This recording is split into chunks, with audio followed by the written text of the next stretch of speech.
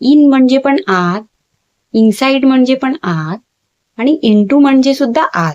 तुम्हाला पण असं डाऊट आहे का? सगळ्यांचे अर्थ जर आतच असतील मग 3 वर्ड्स इंग्लिशमध्ये का आहेत? In, inside and into.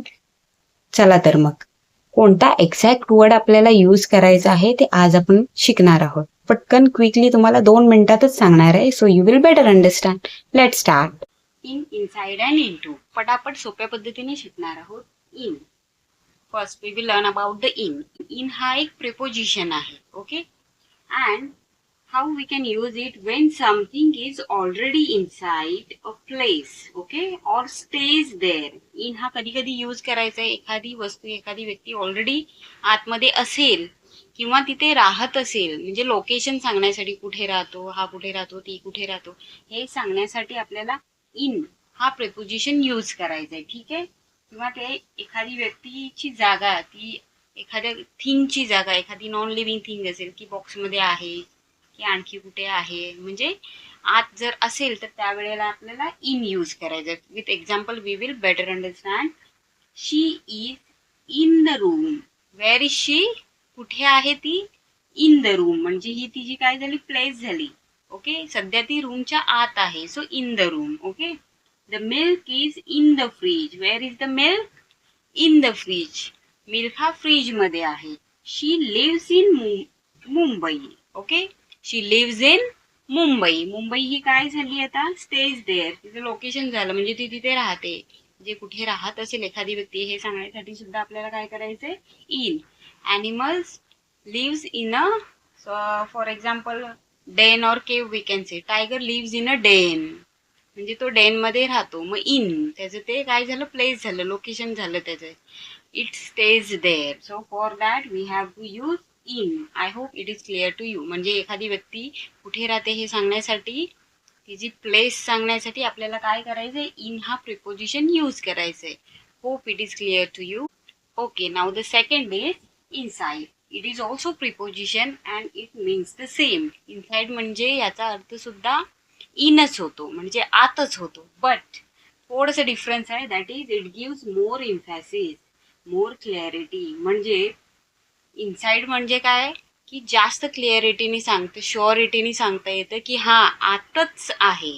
So for that we can use inside. म्हणजे जास्त क्लिअरिटी इथे आपल्याला, more emphasis we can say for inside, म्हणजे जास्त शुअरिटी आपल्याला इथे असते.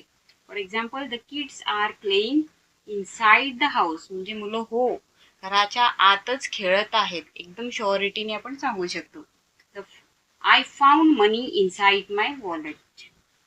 म्हणजे मला माझ्या वॉलेटमध्ये पैसे मिळाले, म्हणजे शुअरिटीने आपण सांगितले माझ्याच वॉलेटमध्ये मला पैसे मिळाले. For that we can use inside. म्हणजे जास्त शुअरिटी असेल so we can use inside preposition at that time. पण दोघांचे मिनिंग हे सेमच असतात. इनसाइड अँड इन दोन्ही एकच अर्थाने यूज केले जातात. आता थोडंसं डिफरन्स इंटू मध्ये आहे, ते मी तुम्हाला पटकन सांगते. ठीक आहे. Hope it is clear to you. In म्हणजे पण सेम आतच, आणि इनसाइड म्हणजे पण सेम, फक्त इनसाइड मध्ये जास्त शुअरिटी असते की आतच आहे 101%. ठीक. Third one is into. Into मध्ये बघा मुवमेंट खूप इम्पॉर्टंट असते. Movement from outside to inside. ठीक आहे. म्हणजे एखाद्या व्यक्तीची मुवमेंट, ॲनिमलची मुवमेंट बाहेरून आतमध्ये जर होत असेल at that time we have to use into. म्हणजे बाहेरून आत जाणे, त्याला इंटू हा प्रिपोजिशन यूज करायचा आहे. ठीक आहे. For example she walk in to the room.